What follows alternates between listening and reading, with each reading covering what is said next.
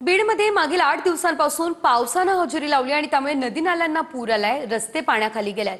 तर बीड खरवंडी या महामार्गाचं काम रखडलंय, त्यामुळे पर्यायी रस्ता तयार करण्यात आलेला आहे, पण पावसामुळे हा पर्यायी रस्ता सुद्धा पाण्याखाली गेलेला आहे।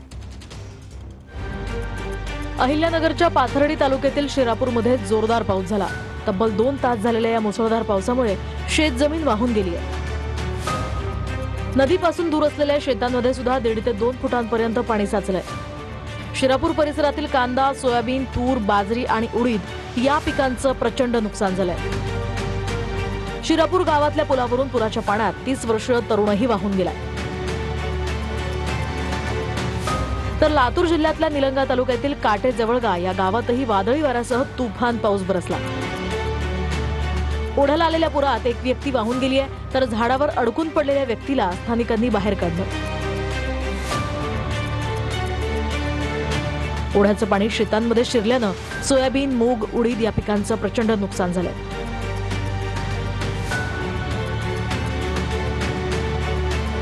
तर तिकडे धाराशिव जिल्ह्यातल्या उमरगा तालुक्यामध्ये सुद्धा मुरुम गावात मुसळधार पाऊस पडलाय। जोरदार पावसामुळे सखल भागांमध्ये पाणी साचलं। काही घरांमध्ये सुद्धा या पावसाचं पाणी शिरलंय। धाराशिव जिल्ह्यातल्या भूम तालुक्यातला बोणगिरी हा पाझर तलाव फुटल्यामुळे शेतीचं प्रचंड नुकसान झालं। तलावातलं हे पाणी शेतात शिरल्यामुळे पिकं पाण्याखाली गेली आहेत। दरम्यान धाराशिवचे खासदार ओमराजे निंबाळकरांनी अतिवृष्टी झालेल्या भागाची पाहणी केली आहे।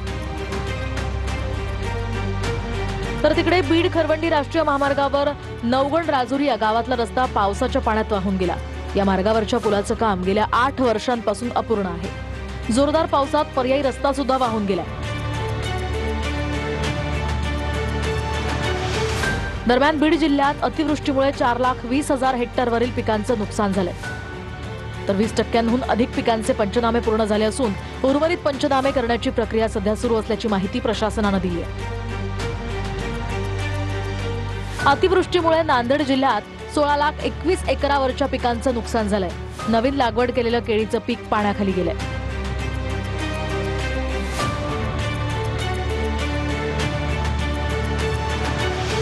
तर सातारा जिल्ह्यातल्या खटाव तालुक्यामध्ये सुद्धा 2 दिवस तुफान पाऊस बरसलाय। येरळा नदीसह यामुळे ओढ्या नाल्यांना पूर आला।